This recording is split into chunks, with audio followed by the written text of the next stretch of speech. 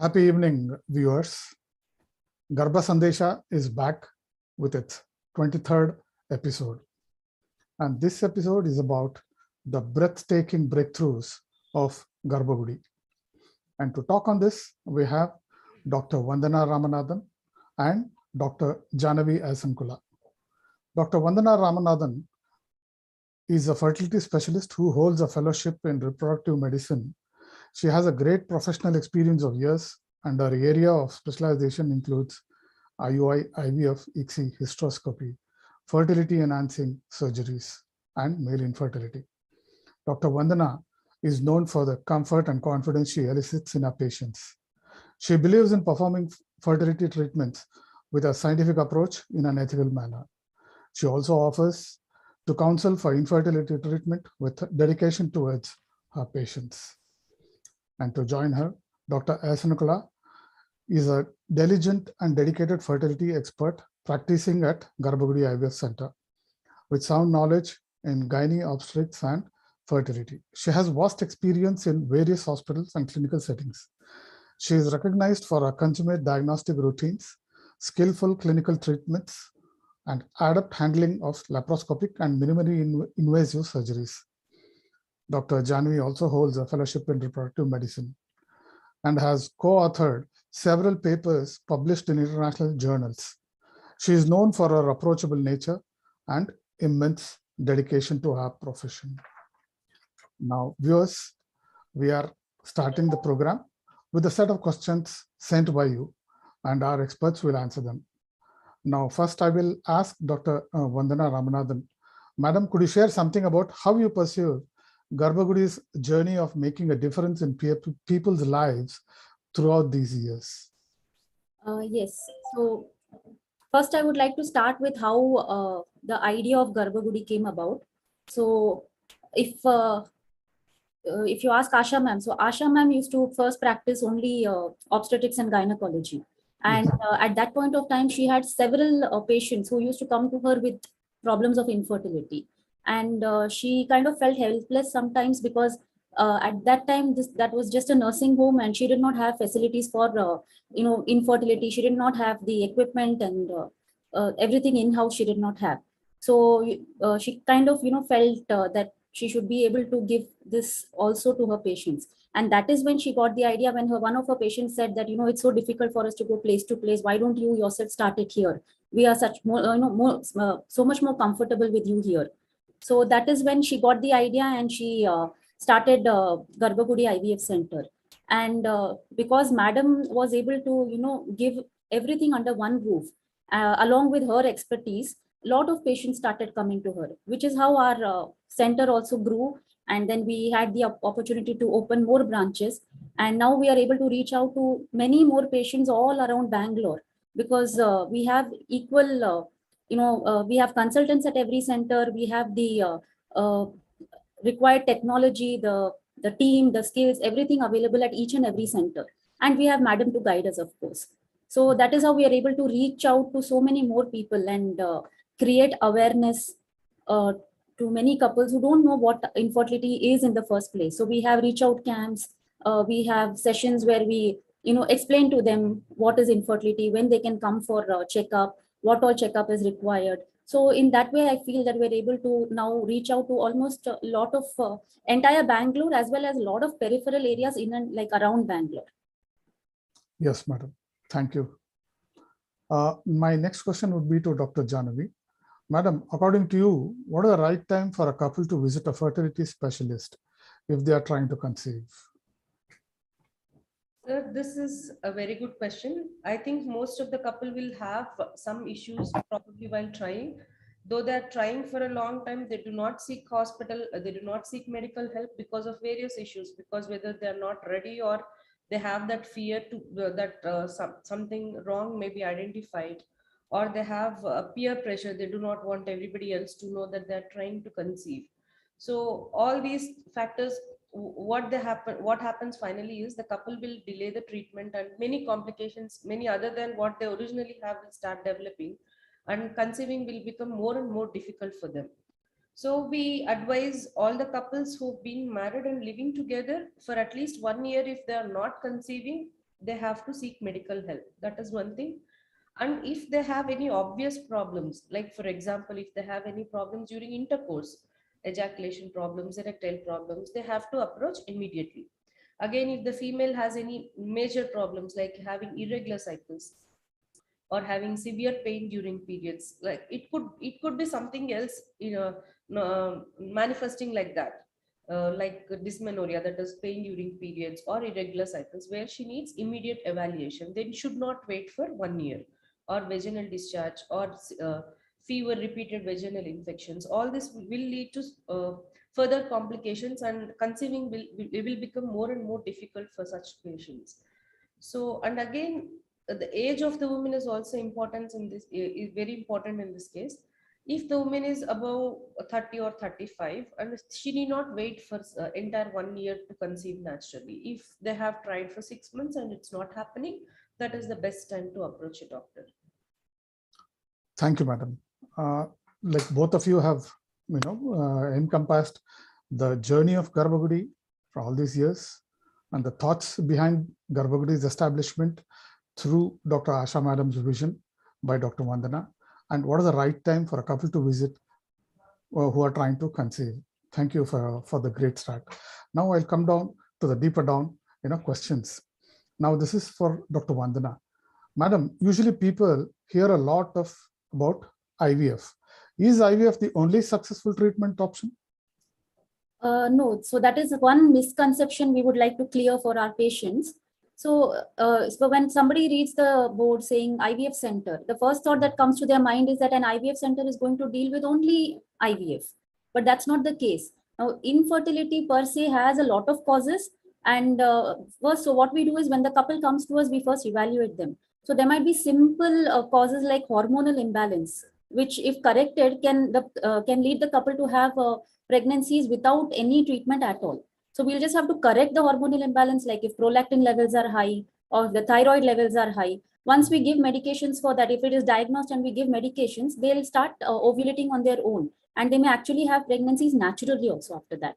Second thing is, okay, supposing everything is okay, but if the couple is newly married or married for a very short period of time, not trying for a very long time, if all the tests are good, then we actually offer them something called ovulation induction, where we just give medications for the egg growth and do follicular monitoring. And once the lady ovulates, either they can have a natural relations, or we do something that called an IUI, that is intrauterine insemination. So these are simpler methods where we can evaluate the couple and offer these treatments to them. In fact, if you see in a fertility center, maximum patients start off with simple treatments. Only the patients who are not successful in spite of these simple treatments, like maybe 3 to 4 cycles of just follicular monitoring and IUIs, only after that we offer them IVF.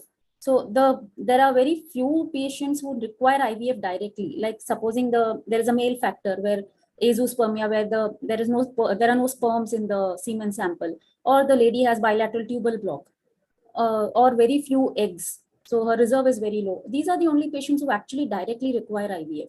Otherwise, there are simpler forms of treatment which can be offered. So that misconception should be removed from patients' minds that IVF center offers only IVF. Actually, most of the times it's very simple treatments that can get them pregnant. Thank you, madam. Thank you for clarifying on that. And most of the population around the globe is fearing about having only IVF as the solution. Thank you for clarifying on that. Now, Dr. Jhanvi, can you tell me how many IVF babies have been born at GarbhaGudi since its inception? Since its inception, I can say around 7,000 and odd babies have been delivered through IVF with GarbhaGudi. And if we include probably IUI also, the count goes up to more than 10,000, and we are still counting. So all this has been Dr. Asha's dream, and we as a team, we strive towards success. We strive towards increasing these numbers and in delivering more and more babies through IUI or IVF, whatever treatment we can offer to the patient. The basic treatment which Dr. Vandhana said, that is the OITI, I Yes. think that has also given a lot of, babies, Yes. which Innumerable number of babies. which we need not, count at all.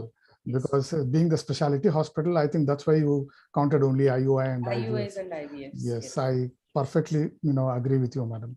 Now, this question is to Dr. Vandana.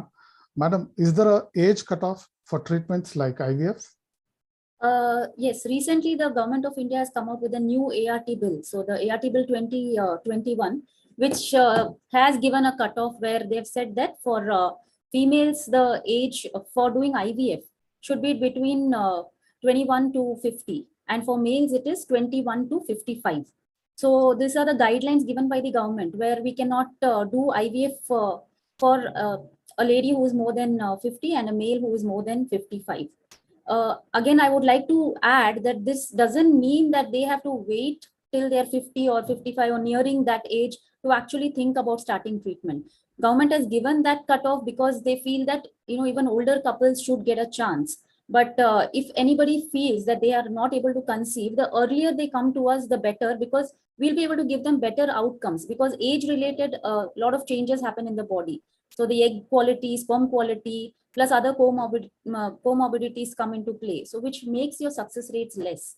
So definitely I would say that just because there's an age limit, it doesn't mean we have to wait till that time. It's always better to try and start treatment as soon as possible for better success rates. Truly, and well said, madam. Dr. Jhanvi, what are the common factors that affect success rates of IVF? So there are numerous factors. When we talk about factors which affect the IVF per se, you can talk about female factors separately, male factors separately, but usually there will be a bit of both, a little bit of both. When you talk about male factors, usually the sperm quality may not be good, sperm motility, and there's something called DNA, which is inside the sperm, which is packed inside the sperm.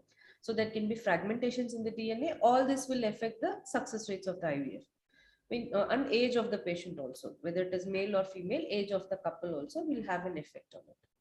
When you talk about the female factors, there is this age of the patient, and there is this associated conditions which are there along with the patient. Like the patient could be could be suffering from polycystic ovarian syndrome, could be suffering from endometriosis, could be suffering from adenomyosis, can have something called a fibroid uterus, tumor inside the uterus, which all of these will have an impact on the egg quality and the transfer of, after the embryo transfer also, finally the result of the IVF will be impacted by all of these. And in addition to that, there is something called poor ovarian reserve, which we are seeing more and more these days, where the number of eggs present in the woman has come down a little bit in the recent few years. So that also will have an impact on the egg quality. Also the tubal factors, whether the tube is open or not, that will lead to what do you call our decision, that will influence our decision making when we suggest the patient to go for IVF. So these are just few factors which can affect the IVF result and pregnancy. Thank you, madam. And Dr. Vandana, in what cases do you try IUI or other treatments before recommending IVF? Okay. So when the couple comes to us, first we evaluate them. So what we do is we do baseline tests to see for their fitness, and we evaluate the oocyte count, so the AFC, antral follicle count, to see the egg reserve of the lady, and we do the semen analysis to see the sperm count motility. So young couples who are married for a short period of time, who have good ovarian reserve and good sperm counts, these are candidates where we can confidently offer treatments like ovulation induction and timed intercourse, or something like intrauterine insemination, because we know that success rates in these patients are much higher even with simple treatments. So these are the patients we consider for simple treatments. Again, one more thing is that we have to do the tube test, that is the hysterosalpingogram.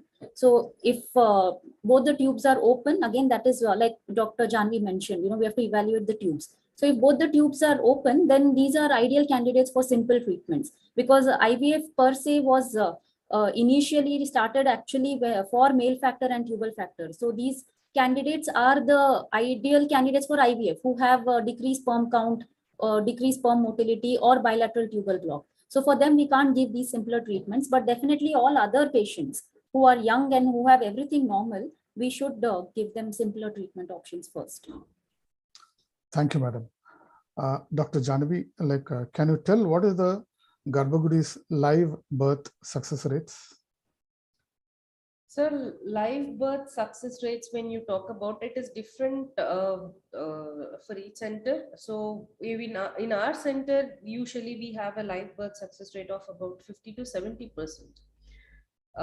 When you talk about live birth rates, it is around 50 to 70%. When you talk about how many positive FETs we get, that is again a little more, because after positive FETs, some people can have little complications, miscarriage and stuff. And after that, we get what is called live birth success rates. So live birth success rates around 50 to 60%, around 70% also in our centers, in few centers. So that's it. And we are continuously trying towards improving these success rates. Hopefully someday we can make it up to 80 to 90%. Thank you, madam. Now, viewers, I would like to add, we are conducting these Garbha Sandesha episodes as per your specified topics. If you have further topics, please mention it in the comment box. In the coming days or coming episodes of Garbha Sandesha, we'll try and bring those topics here. And also, I would like to add that there is an offer going on in all the GarbhaGudi centers in Bangalore for the first free for infertility consultation. Please avail this offer. Now, Vandhana madam, can you explain IVF success rates per embryo transfer?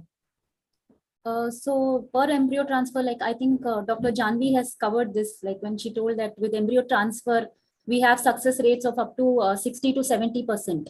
So okay. Again, per embryo transfer, there are various parameters that go into that, like a day 3 embryo, day 5 embryo, and the number of embryos that the grading of the embryos and the number of embryos. But most of the times, when we have good, grade A embryos, or if they're day 5 blasts that we are using, then we can expect success rates of up to 65 to 70% per embryo transfer. Okay, that's a mighty good success rate. Thank you. And Dr. Jhanvi, are there any restrictions on number of IVF attempts made? So far, there have been no restrictions on the number of IVF attempts we can do on a woman. We have seen multiple IVF attempts based on the woman's condition. It can we can probably get she can conceive in one cycle, or she may need more cycles. So far, there has been no cutoff as to maximum how many number of IVF cycles we can limit to a woman. No. Okay, especially in Western literature, when you talk about Western literature, they do a different kind of cycles called natural cycles or modified natural cycles. They have attempted a number of probably 10 to 12 cycles also in a woman. So far there's been no cutoff. Thank you, madam. I would like to add something to this. Please go ahead, madam. So also, like Dr. Jhanvi said, multiple IVF attempts are allowed. There is no restriction, and moreover, patients should understand that usually before every cycle, if there is a gap in their tests, we usually reevaluate them. Supposing their reports are very old, we reevaluate them. We see to it that their counts are normal, their sugars are normal, their BP is normal. They are physically fit to undergo the procedure before we do it. So actually, patients need not be concerned that we are actually just continuously doing IVF cycles on them without taking into account their health. We actually evaluate them, see to it that they're fit for the next cycle before we go ahead and offer it to them. So they should have that trust and confidence in us that when we're offering them a next cycle, it's because they're fit to go through that. Thank you, madam. Thank you for that additional information. Now, Dr. Vandhana, the question comes to you itself. To succeed in any such advanced fertility treatments, in what ways is couple cooperation needed? So couple cooperation is needed 100% because they are the ones who have to undergo this, the treatment, physically, mentally, emotionally, they have to go through the journey with us. So that is 100% cooperation is needed. But specifically what I would like to say is that they have to, during the course of the treatment, or in fact, even before that, they have to start maintaining a balanced diet, keep themselves adequately hydrated. If they're on the more of the obese side or overweight, they should start doing exercises and try to lose weight, because obesity is an independent factor for failures. So, couples have to understand this when we explain this to them, and they should take it seriously and like a morbidly obese patient should go on a war footing and, start losing weight, because that is definitely going to give them higher success rates. So that is, so in that way, we need their cooperation. So they need to be compliant to the treatment. They need to understand why we are giving them those instructions. It's not, oh, you're obese, so you have to lose weight. There is a reason behind it, a scientific reason, which is backed by evidence. So they have to take all this instruction seriously, and that is why we want 100% compliance, because we can give them the medicine part, we can do the scans, we can do the pickup, embryo transfer, all that is in our hands. But the response to treatment depends on how compliant the patient is when it comes to timing of injections, timing of the checkup, losing weight, being hydrated, taking a high protein diet. So we need 100% compliance when it comes to all this, so that the success rates are better for the patients. True, madam. I could play this video to all the patients when they take the prescription from the doctors, because you rightly said it. Thank you for that answer. Thank And you. Dr. Jhanvi, Yes. what are the common challenges faced by fertility experts while dealing with ART procedures? Sir, when we talk about challenges which we face, there are two sets of challenges we're talking about here. One belongs to the technical side, where we get difficult patients to deal with. Let us suppose, for example, an elderly couple comes with around, like Dr. Vandana said, who have waited long enough and they have finally come for IVF, like beyond 40, 45-year age group. Then that becomes a challenge when unexplained infertility, because there's something called unexplained infertility where everything looks okay, but still the patient is not going to conceive. The patient is not able to conceive. So to identify the cause becomes a little difficult. So that is again one of the challenges which we face. And adenomyosis, endometriosis, and poor ovarian reserve, and severe male factors, and couples with chromosomal anomalies, with additional chromosomes or lack of some chromosomes. All these are the technical challenges which we face when we are performing IVF on a couple, or IUI on a couple for that matter. The other challenges will come when we counsel the couple, where the since IVF acceptance definitely has become better when compared to let us say scenario in before 10 years, but still there is a scope of improvement, because IVF acceptance is still not so much that the couple needs. So when we suggest an IVF procedure to the couple will immediately feel that we have been suggested some advanced treatment. This may not be required for us. No, IVF, I would like to say personally, based on my experience, IVF is no longer the advanced treatment. There are 10 number of things which we can do, n number of things after IVF. Even if an IVF fails, there are n number of new techniques, advanced techniques for the couple which we can offer at this stage. And the number of techniques is always growing. So we have every few months we have one new technique which has been introduced into the market, just to help these people who are not even conceiving with IVF. So IVF is no longer the most advanced treatment we are offering. And also, most of the couples will have uh, the habit of discussing with others. Peer group discussion will be there, and they will excuse me for saying this, there is a lot of Google search which is going on with all the couples which I see here. I do encourage them, if they are educated and they are able to find out an authentic platform where they can get actual data, rather than all the other platforms just by random search on Google. So if they are able to find authentic platforms, yes, this is helpful. Even if they are going for peer group discussion and family counseling, all this will be helpful. But if they give us a lot of energy, negative energy to the couple, negative thoughts to the couple, that is not going to help the couple in any way, right? So instead of that, you can seek my advice to the couple is they can seek the professional help. They can come with their doubts. They can make a list of all the doubts they have, so that they can get authentic clarification from us. And we can also suggest some support groups or some counselors who are professionals and will be able to encourage these couple and help them conceive. Thank you, madam. With that, you have opened the infinite possibilities, not restricting any particular procedure as a dead end. Thank you. They have to, go for further, consultation with the doctors. Yes, the scenario is different when you compare 20 years back to what scenario we have, because there are around every year one more new technique has been added to this IVF. Even if IVF fails, it's not the end of the world. We have 10 to 12 more techniques which we can give to the patient and help them conceive. Like PGT is there, ERA is there, where we can assess the genetics of the embryo, where we can assess the genetics of the endometrium, see if the woman is absolutely receptive, and then only transfer the embryos, transfer good quality embryos, transfer chromosomally normal embryos. All this is still possible. Thank you, madam. Thank you. This will enlighten the most of the infertility patients, thinking that there are possibilities, even if I'm at a dead end. Thank you for that answer, doctor. And Dr. Vandana, can you brief how poor ovarian reserve affects IVF outcomes? So poor ovarian reserve mostly happens, many times happens in patients who are, in the older age group, in women who are a little older. And we know that age-related changes to the oocyte happens, that is to the egg. So with age, the egg quality is known to come down. So many a times, poor ovarian reserve can go hand in hand with poor egg quality also, especially if the lady is, more than 35 years old. So that is quite challenging for us because, we have to instill confidence in the couple that they can have a success. Success rates, we cannot promise them 60 to 70% success rates in these cases.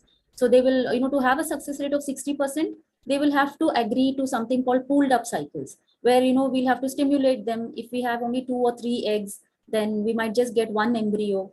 So we can, pool up and do 2 or 3 cycles and get 2 to 3 embryos, which will bring these the success rate for these couples to 60% like any other couple. So to increase the success rates in these patients, they might require pull-up cycles, which is something which is quite challenging for the clinician as well as the patients, because they have to undergo the procedure twice or thrice for that matter. And for the clinician, because yes, we have to, we have to give them the confidence and have to make them comfortable enough and make them trust us that yes, 2 cycles or 3 cycles we will do, but we might be able to give you a better success rate with this. So these are the challenges we face with poor ovarian reserve. Thank you, madam. If I might add, I think along with the number of eggs and the need of pooling, there is something called the quality of eggs also, which we assess. I think that is also poor in this women with poor ovarian reserve, especially like Dr. Vandana said, when they are above 35 years. That is also one of the factors which becomes challenging for the doctor, because if at all woman with normal ovarian reserve, she has got just 3-4 oocytes, and a woman with poor ovarian reserve also, we compare the 3-4 oocytes of both, we get good number of embryos from a woman with normal ovarian reserve than with poor ovarian reserve. So the egg quality is also a little bit compromised in these patients. So that is also one of the factors. Yes, correct. Thank you. Thank you for that addition, Dr. Jhanvi. And Dr. Jhanvi, next question is to you. Yeah. Embryo freezing has become a common term among this generation. Can you explain what it is and how successful it is? So embryo freezing is nothing but we halt the growth of the embryo at a stage where it is comfortable for us, and we freeze the embryo so that there is no further growth. It remains frozen, and it has been time tested, so there is no side effects of that. There is no need to worry about it. Essentially, what the procedure, what goes into embryo freezing is, we do IVF for the female, we collect the eggs from her, and we also collect the sperms from the partner, and we mix them, either do IVF or ICSI for them, and we grow the resultant embryo for 3 to 5 days, and then freeze the embryos. Once frozen, the embryos can be frozen for 5 years, for 10 years, something for so long without any side effects to the embryos. So what questions the couple Jhanvi, have? Yes, Dr. Jhanvi, I would like to interrupt here. Like, if that is your phone which is ringing? No, it's not my phone. Okay, please continue. It's not my phone, sir. Okay. Okay. So who require this embryo freezing? There is something called oocyte freezing also, which is similar to akin to embryo freezing, where instead of freezing the oocyte after injecting the sperm, we freeze it before injecting the sperm. For the couple who want to delay fertility, that is delay conception, they are both busy with work and they want to delay their pregnancy for, let us say, 5 to 10 years, and they want uh, they will have little less chances of pregnancy. That we can all agree. I think the younger the couple are, the better the chances will be of pregnancy. And there is something called chromosomal anomalies, which also increases with the age, especially with the age of the female partner. So because all these factors will be lesser now, they can do something called embryo freezing now, and then they can try to get pregnant once they are ready to get pregnant, whether it is emotionally or financially or socially.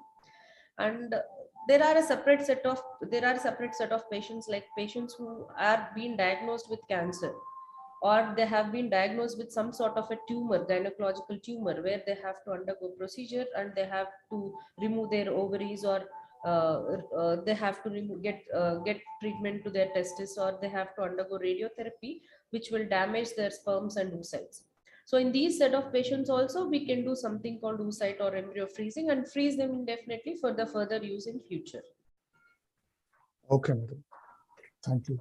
And Dr. Vandana, like, what do you think is the reason for GarbhaGudi's high success rates and unrivaled reputation? Okay. Three main things: teamwork, dedication, and guidance.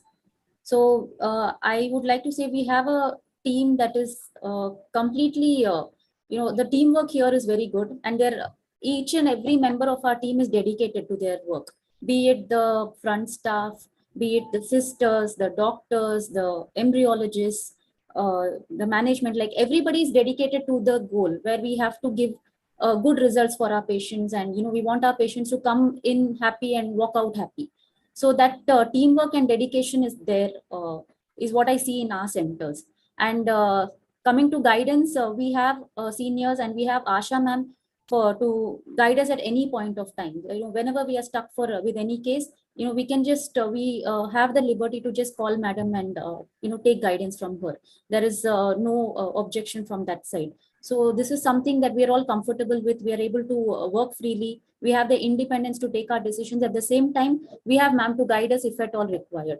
So this teamwork, dedication, and guidance are the three main things that is, I think, keeping GarbhaGudi on top of the list. Thank you, madam. And, And here, a few more things, if I can add. please do go ahead, madam. There is something called, which I wanted to be transparent with our analysis, where we actually discuss patients who have not conceived with our treatments, whether it is by IUI or IVF. We try to pull them up. We try to meet, all the consultants will try to meet up, and then we'll try to discuss what we can do further for this patient. Such kind of dedication and commitment goes into these treating these patients, and we are always transparent with our results, the risk estimate and the results. When we give the results to the patient, whether it is positive or negative, we try to be transparent. And when we assess the patient also, in the couple, when they walk, we investigate them completely, and because we investigate them completely, we will be able to give a roughly a estimation of how good their chances of getting pregnant with IUI or an IVF. So I think that also goes into the teamwork, which Dr. Vandana has said. Thank Yes. you, madam. Thank you for adding that, valuable point. Along with this, Dr. Jhanvi, you had made a point earlier that Yes. we keep on upgrading our treatment protocols as per the newest possible invention in the current scenario. That is, again, I take it as a reason for GarbhaGudi's Yes. success rates, which you have mentioned a lot earlier. Now, my next question goes to Dr. Jhanvi itself. Can you share a complex case scenario you faced that turned into a success story? Yes, sir. I can definitely share one of those. There was a woman who was 36-year-old. I think the husband was around 36-year-old too. This couple walked into our clinic with a history of 3 IVFs done outside in Bangalore itself, and all 3 of them were failure. And main cause which was pointed out, I think, was the woman had repeated thin endometrium. She was not getting endometrium beyond 6 mm. That is what has been pointed out to her. So the woman and the husband both were in considerable distress, and they have walked in. Their expectation was to go for surrogacy or try at least a donor oocyte. That is what they were expecting. When we analyzed, obviously the woman was having poor ovarian reserve, and in addition to that, she had little endometriosis also. On one side, we could see an endometriotic cyst. So the woman, she was not ready to accept a donor or a donor oocyte or surrogacy. That is the exact reason why she walked out of the previous IVF center and she had come to us. So we suggested, I think Dr. Vandana has spoken about it when she was dealing with poor ovarian reserve patients. We suggested something called pooling cycles, where we asked her to do 2 cycles or 3 if necessary. We asked her to do 2 or 3 cycles and continuously pool the embryos, whether to increase the success rate, whether it is 2 or 3. We wanted to transfer at least more than 1 embryo to her and give her a better chance. So we pooled her. We did 2 IVF cycles back to back, and we got 3 embryos, and we pooled her. And when we started the regimen for transferring the embryos back into her uterus, we could definitely see it was less than 6 mm in many cycles. 2-3 cycles we saw, different protocols we tried. And then, like, again, we had discussed in our meeting regarding this case, and we were thinking of offering her an advanced therapy called PRP and BAPC. So we had a facility of doing BAPC in our clinic. So we offered her, and she gladly accepted. We did BAPC, where we essentially take her blood, process it, and bring out the growth factors, activate the growth factors, and inject back into her endometrium. So after BAPC 2 cycles, her endometrium came out to be 8 mm. So then we transferred, and it is a happy story. Thank you. Thank you for sharing it, madam. Here, since we are running out of time, I would like to ask Dr. Jhanvi yourself, yes, how would you, conclude about this today's talk? What would you like to tell your infertility patients? Sir, the message which I want to send, which I would like to tell all my patients, whoever is coming to the clinic also, first thing is, you're not alone, because the incidence of infertility is so high that there are many couples who have the same story, similar story to us. And we are there to help you. The sole purpose of existence of GarbhaGudi IVF is to help such couples to achieve pregnancy. And IVF, again, like I said, it is not the end of the world. IVF is just, IVF was an advanced treatment, let us say 20-25 years ago. It is no longer an advanced treatment. There are better things. Even if you have failed IVF, there are n number of things we can do and make you pregnant. So don't worry. The one thing we require from the couple is patience and being emotionally strong. That is the 2 things we require from the couple. So they have to be patient, they have to be emotionally strong, and a little trust towards the doctor also goes a long way in their treatment. Thank you, doctor. Thank you for summing it up. Dr. Vandana, your conclusions, please. Yeah, so I would like to convey to all our listeners that please do not hesitate to come and get yourself evaluated. So at least you know whether you have a problem and where exactly the problem is, and we can address it accordingly. So don't be scared to approach us. Don't be wary that the moment you step into an IVF center, you're going to be told only about IVF. No, that is not the case. There are many of you who can actually conceive with much simpler treatments. So please take the step forward and come and get yourself evaluated if need be, so that we can help you to achieve the happiness that you want in your life. Thank you, madam. Thank you for the wonderful talk we had today. With that, we come to the close of the session. Thank you, Dr. Jhanvi. Thank you, Dr. Vandana. And viewers, as I said in the beginning of the talk, if you would like to have our Garbha Sandesha on any particular topic, please do mention it in the comment box. Next Garbha Sandesha will be on that particular topic. Hope you all had a wonderful listening.